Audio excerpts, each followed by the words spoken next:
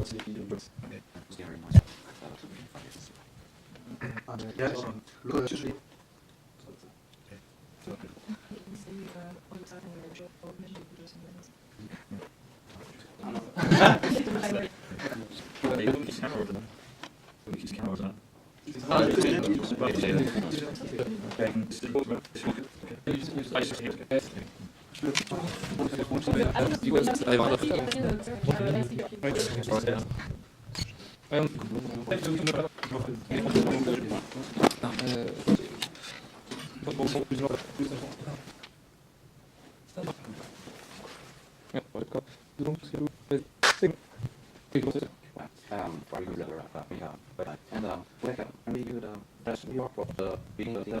the name is Loyd. I am a visual artist, and I have produced many works over the years, but I'm most well known for that. And in France, I have produced for the first time Kickback, which is French, but I'm not done for actually. It's not just both of my articles, they don't run, but in France, it's Actusf, and Actusf is very dominant, and but it's level here, still available to others in America, and yes. Okay. So it's been very unstable. What's your okay. Well, yes, when I worked with one, I was about 2 years into this, where I was 2 years into this, so we both early as entrance into monthly history, although I had been doing a thing for newspapers beforehand, and I did this talking. So that was the first person to read it on my story. And I think we both learned, and I think something that was very useful. Yes. That's the social industry, and there's some this you have these writers seem to expose themselves quite a lot as changes, and European countries seem to allow us putting them and the process you want to be ready and so case could be any side about why. People is because British and nice don't care about kinds. It's very sad because traditionally it's been otherwise recognized. It's not very tremendous very cool. But in the 1990s, British artists gave up on comics. They care about comics, they weren't interested in comics. They didn't make any money about comics in a major way. So they noticed that for the time that was in England and Britain at the time. So many of us exported ourselves to the US. Governors and DC comics in America. One of the first certification on US exams with I don't know the series. Yeah, right. I know that something is a bit I think it was part of the whole excess of British race. They're like the books, myself, Alan Moore, Penrose, Jim Abner, lots of people go to the British artists in more running for your that you that something more proud of or something yes all over that. Not because it's been very good for me creatively, it's allowed to do what I want to do. Financially, it's been very good because again, let me through. It's very brand, it's like it's very good, it says something, it means something, and I'm really happy to associate the rest of it, and it's just for me. I'm in history where a lot of people work hard who get no commission for their work, and I've worked hard and I've been lucky to work with a writer, and I'm very happy to be associated with visually. Okay, about the conclusion, before do you think that the trend of the I think it's a really good thing about the master of the initial itself is that it's literal. It's a very intense process to get into journey. It has no little boom, it's not like if you think about the past, like ancient Greek art, for instance, just used in little demonstrations for years, had a boom, a little philosophy. Whereas the master of the is merely a representation of opposition to journey. It's literal, and that's why it can be viewed by some people, it's only from abstract. And I think I hope that the people are protesting that symbol actually gets something, because I'm very well aware that everything is controlled by corporations and mass power over politicians. And it seems like the human man is no rewards opposition. That mask, that symbol is merely a symbol of opposition. So that's why it's so valuable in all the very many purposes. Okay, yes. So that's nice. The difference of the that you had when you created well, the whole project ideas where we created but we didn't come up with exactly the language. We had a character who was against the dictatorship, who had a personal grudge against the tyranny, but we didn't have a particular character, a particular quality. And Good Force, very Good Force, which is a historical figure in British history, who's tied in what was it, against the physicality and the flat nature of this character. And it worked. As I in England, we were a lot of creators of modernity, of revolutionary nature. We did not put my work changing, our outcome changing. And Good Force had that revolutionary spirit. We failed revolutionary. The spirit was still celebrated in English operations at the moment. So we was very happy to resurrect that for our character. The movie is a very good version of that. That's why I look at it. It's not like a word in the country, it's just original force. One case. But and so it's a different market, different audience. A little bit more involved, different involved. And I'm just glad it was close to each other's ones. And the start of the adaptation from what's name being was perfect. The great thing about the movie is well directed and acting. The central border maintains the spirit of the absolute individualism, the absolute essential need to hang on to who you are. That's the important thing. Everybody in the world is like forced to apply pressure into performance. You're supposed to do some things. And the individuality is squashed off for the sake of society or whatever. And the important message of the movie is that individuality. Stay true to who you are. It's the last stage. And it's really important. And that's the in the movie is important. It's incredibly weird. And Louis, Louis, last week. No, So you're in. you got me this. This is English. Oh no, I think. Alright. You got to know. You really got to know. Amazing. Well,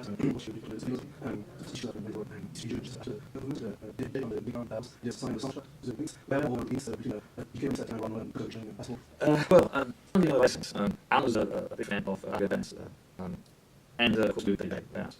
The movement of punk and the whole attitude was very relevant to the direction. For myself, I'm kind of like, I mean, I like attitude for Actusf, but I'm not sure I'm music. I'm Beatles songs, Dave Bowie, now Prodigy, Kid Brothers. So I think it's something I'm interested in saying and what's it's kind of not original. It's kind of edgy. So I think that there's kind of connection. But I have to say, I was really interested in Trey, but these languages, they were part of the creativity of it. Along with those socialists, finalists and people who were against this sort of change structure of things, military around, people who were like, edgy, it was all part of that period of creativity in British at the time. I started doing actual originals. You got a short pattern on so what you use and what you tend to also try to delineate sort of yes. And it's something not so different in terms of the actually stronger. Well, I know that in Russia, the great love in comics for it's all time. And so I think it's kind of unusual in there. But I was basically finding the style of the was came from something. I always whether subject I'm using or a subject I'm supposed to do, which is I think about what side is needed for something. And the thing was talking about very lead style of feature. So the only thing to use for that was start lead style drawing. And that's what I came about. I've seen something that a great American artist producer, Steve Rankin, he was experimenting with various styles for a noir record, which is called Jonathan, in which he just used shadow to produce the effects of the tool. And I thought it was very good starting off. And also this one by a called Some Weird, who worked with West Egypt, called Maharat in England. Some Weird actually ended up doing some work with Defender, because in the evening he was hired out to work, he ended up working on some of the things of Defender. But it's always a great subject from what is the best style to use to tell a story, and that's one important thing I've done that to try to and that was also very self-kind of one and two very self-cause. And what also you see was speaking at school, when I see also relationship, I mean, office. No, I don't know that's how it was from that. Sometimes it was beautiful. But I don't, it was not reaction to I wasn't being against anything. I think if you're looking at a reaction to American comics, then it's about the story itself. I think both Alan Moore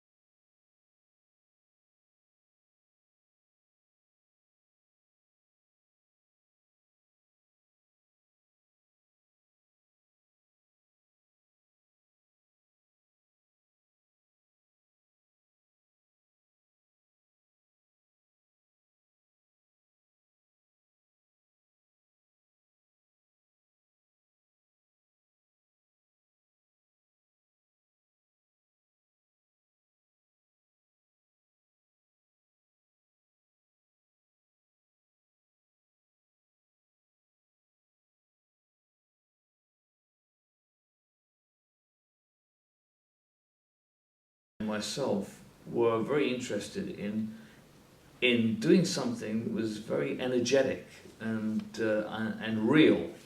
American comics at that time, at the beginning of the 80s, there was nothing really exciting going on at all.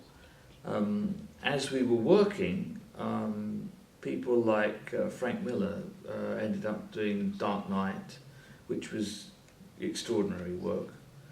So as we were working, there was a kind of rebellion happening in American comics. People were trying to find new voices. But at the time we were working, we were not interested in busting things from a artistic point of view. Although for myself, I did want to change the way stories were told. I was always interested in trying to get a wider audience involved in reading comics than was current, and I saw that some things were putting a wider general public audience off from reading comics, like sound effects and thought balloons and stuff. That kind of like corny standard form of storytelling. And that's why when we created V, I wanted to get rid of sound effects and thought balloons, and even captions too. I wanted something that was more like a straight narrative, like you had in film and TV. Because I always thought that if you told a story in the same basic way that film and TV is told, you're liable to get more people. Whereas if you put annoyances like sound effects in the way, that will stop people from enjoying what we can do, what people like myself can do with comics. So that's why I suggested that we do that. Alan was a little bit unhappy with that at the beginning, but he ended up using captions as thought balloons. So although he didn't like the idea of not using thought balloons, he ended up using them through captions. But the basic concept of trying to tell stories in a different way that would free them from the prejudice that the general public has with comics in the UK and the US specifically, because of course in France everybody loves bande dessinée, or a major portion of your population does, or more people than in the UK and the US. So that was the idea, to try and change the way we told the story. That was important. I don't think we were specifically interested in making a splash in American comics, other than by doing good work, really. You said the style is important to have a good impact, to tell the story.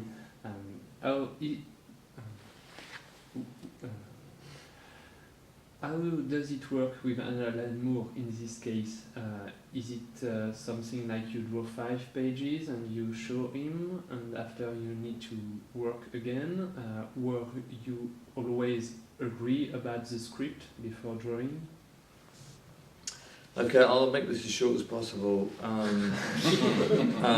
Very difficult when you talk about working in a situation like this. When we got together to brainstorm V into existence, we had a basic concept of an urban guerrilla fighting fascist dictatorship in a future fascist England. But then that's all we had. The brainstorm of the Guy Fawkes thing was mine. It worked. I just had this idea and we worked together. And that worked. So we had Guy Fawkes as V, as the character. From that point on, what Alan would do, he would write a synopsis of the first book. As you know, the chapters formed books. The story is formed in a series of books, which is formed of a series of chapters. So Alan would write a breakdown of the first book. We would talk about that, discuss, what I thought was good, and what I thought wasn't so good, and what I thought would work, and what I didn't think would work. Which was just a very simple discussion, and mostly it was, we didn't have any arguments on it. Then Alan would write a script, and it would be done script by script. And then, because we were working at 6 to 8 pages a month, we had a lot of time to work on it.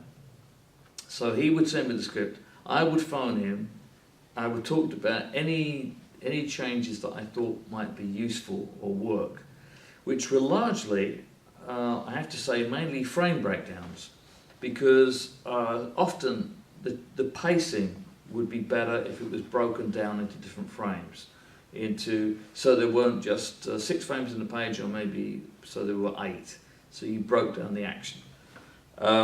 Most of that would be okay to talk about. Sometimes we'd argue about it, but so it would work episode by episode.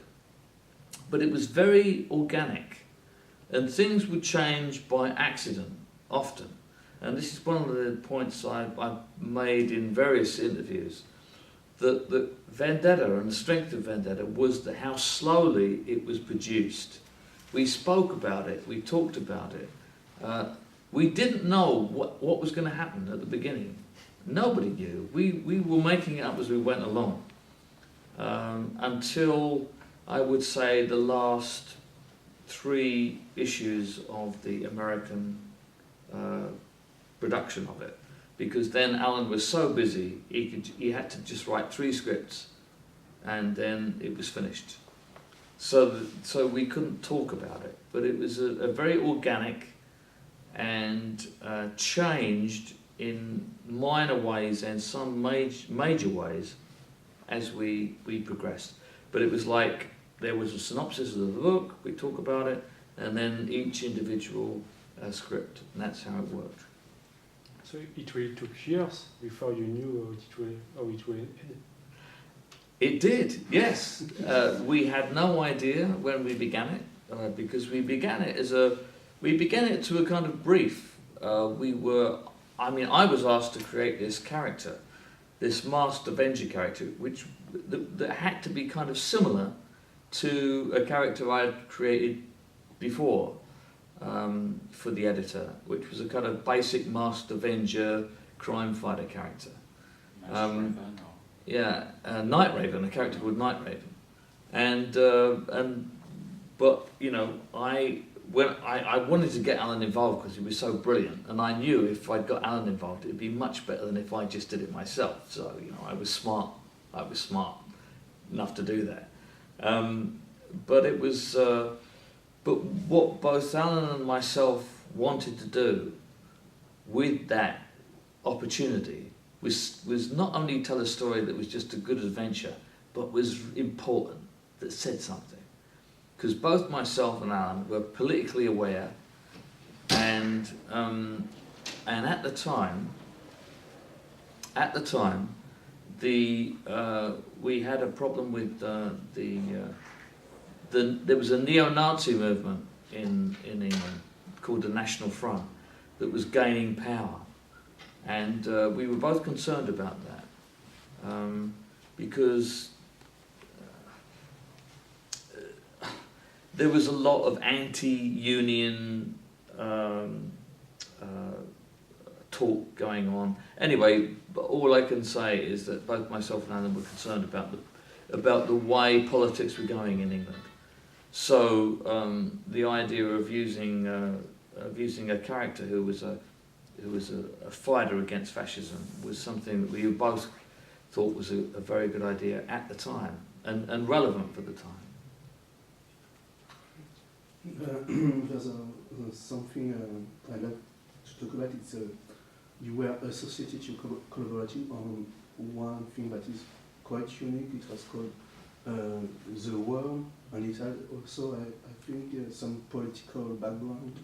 Oh, right. Well, I'm very glad you asked me that question about the worm. Yeah, the worm, the longest comic strip in the world. Yeah. That's what it was called. Yeah. Yes, you're right. It does have a kind of political background because I was helping to support at the time a school, the only evening school in comics and cartoons in England at the time. We don't have any real official teaching of the art of bande dessinée in British colleges, art colleges. That's changing gradually now, I'm glad to say. A lot more art colleges are initiating courses in sequential art, which is good. But for a long time, people were not interested, or academia was not interested in the art of sequential art. And so from the mid-80s onwards, I was helping at a school that was run by a charity called the London Cartoon Centre, where we were teaching people about the art of cartooning and cartoon art, sequential art. Unfortunately, it ran out of money in the mid-90s because those who were funding it moved their sympathies to other areas of charity. So we had a big fundraiser in the middle of London where we had 150 artists of my acquaintance and people who cared about the school came together and did a 250 frame comic strip, which Alan Moore wrote the basic story of, and then the scripts of it. It was done. There were 5 chapters of this enormous story, and the chapters were written by Jamie Delano, Grant Morrison, various other people, who got together and did this work for us, and it was done over the space of a day. We did 250 frames in shifts, people just sitting down in the middle of Piccadilly doing this great work. And later on in 2000, we managed to produce a book of it. And the sales of that book contributed to further classes. We couldn't save the school at the end of the day. We did raise some money that continued the work that we did, but that was a very good, a fantastic effort by people who were trying to save this school. So you're right, that was political in one sense, yeah.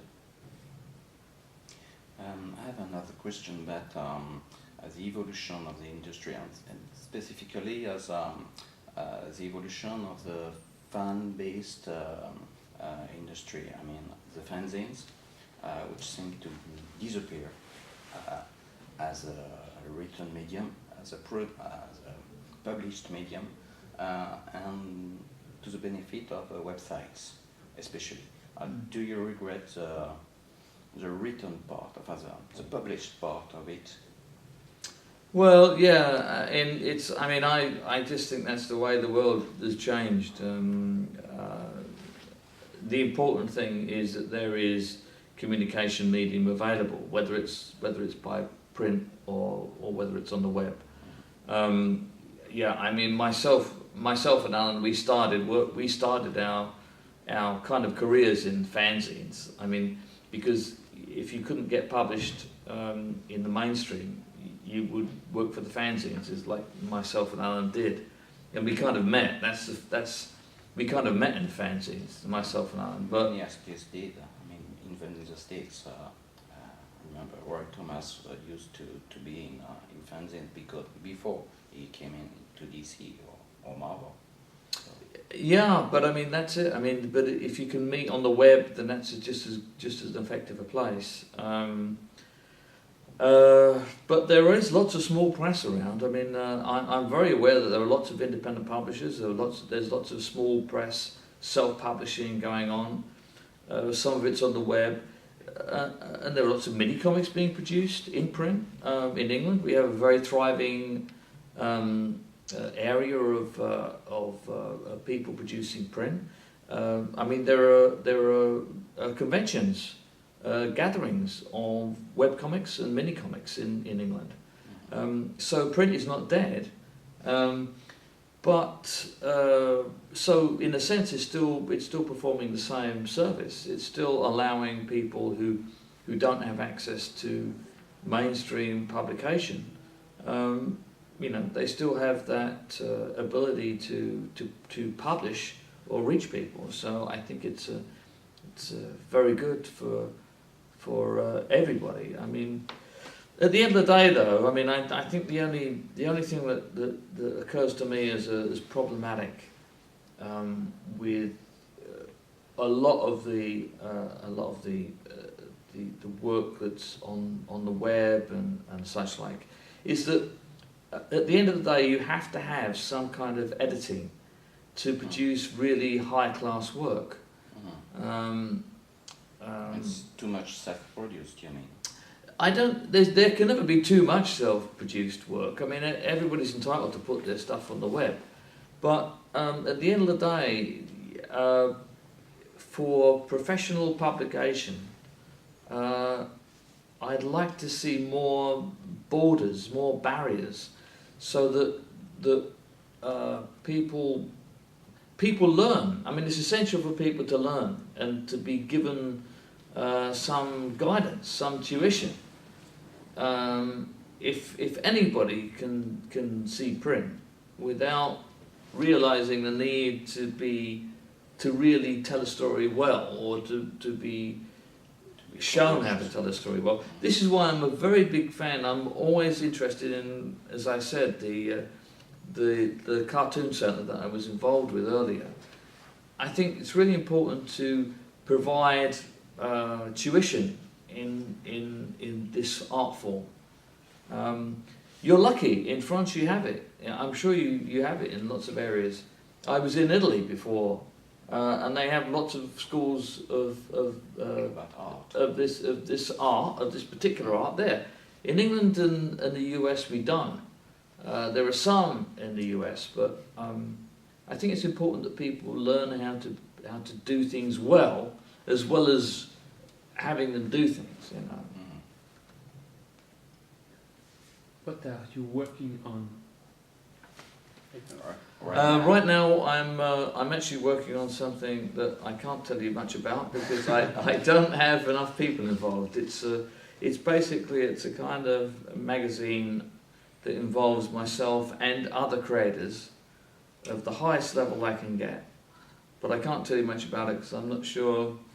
I have to be sure that everybody's on board for it. So that's one thing I'm doing.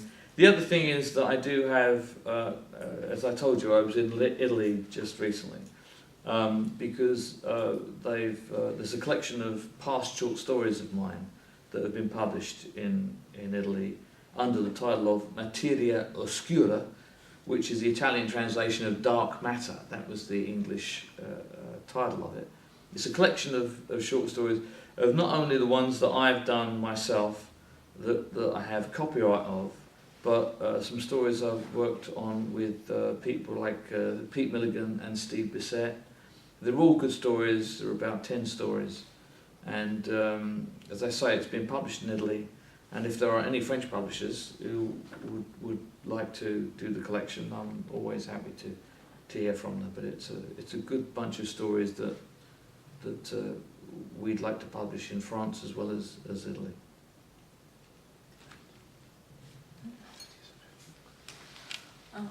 Back to the Utopian. What about the exposition downstairs? What about the general feeling you have about this edition of the Utopian? Because it's your personal collection that we can see. Personal collection. It's yours. The pages, The drawings. the originals that are exposed. Oh, Yeah, yes, yeah. the V for Vendetta exhibition that's on show here in Utopiales is, yes, is all mine.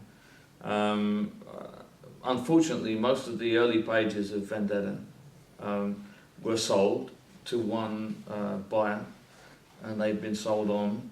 And then a lot of the other pages I've given away to charity auctions over the years. What's in the exhibition is mainly most of what is left, except for a few pages that I have personally at home.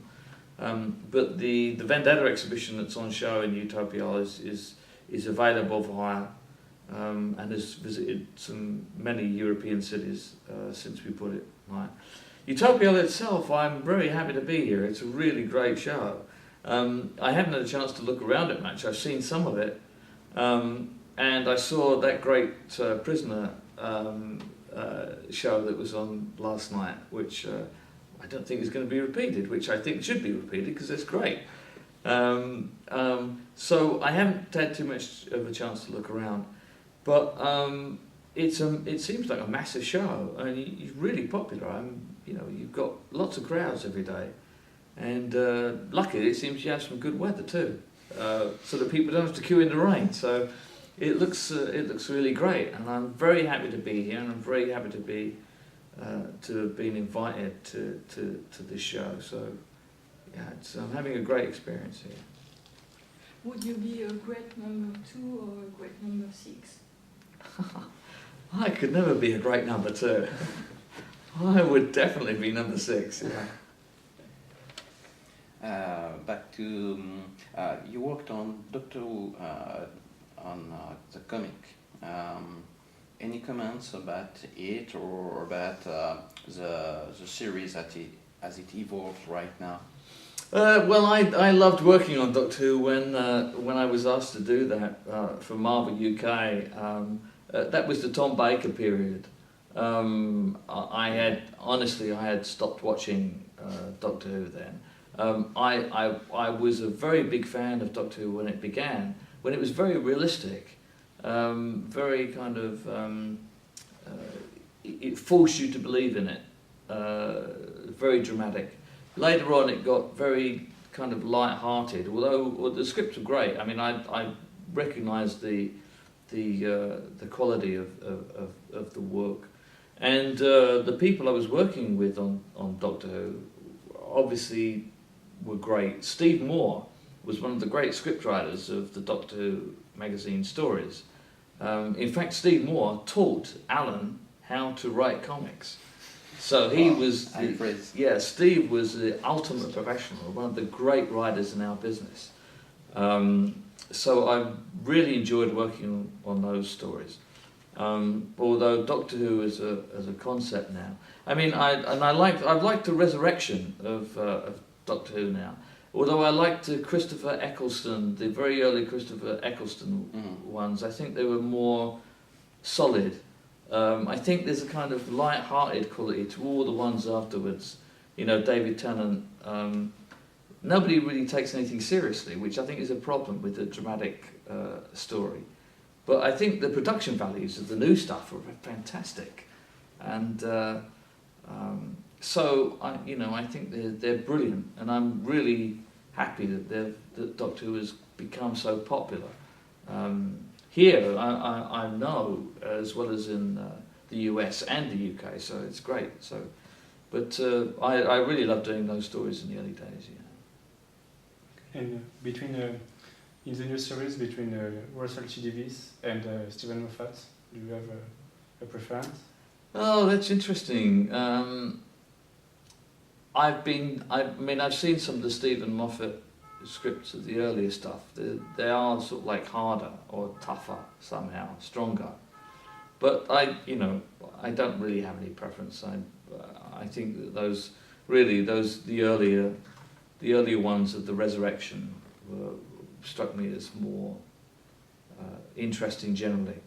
I like the one with the gas masks, the one with the kids. It was by Stephen Moffat. Yeah, that was incredible. I think that was really amazing.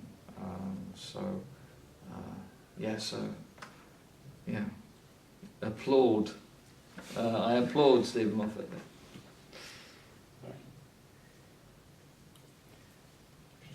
Dernière question peut-être. Well, would you have any other projects working again with Alan Moore, or is it something that's out of the question for now? Well, I've never, I worked with Alan once, and we did great work. But then Alan immediately wanted to move off and work with other people.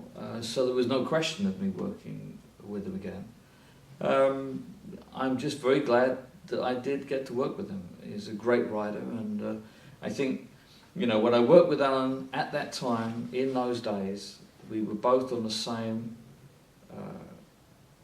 We had the same viewpoint. We liked the same movies. We came from the same appreciation of great TV, film, books, and those things just clicked. So we worked very well together. I very unlikely that we could do the same thing, and I just think we've done a great job on that particular book, and I'm glad it's been so successful. And I'm very happy to have been involved with it, and there you go. Okay. Thank you. Well, thank you. Thank you very much for the interview. Oh, it's my pleasure. And I have to apologise. I'm so sorry I was late. It's like, It's okay. It's okay. yeah. It's okay for us. Oh, well, that's we good. had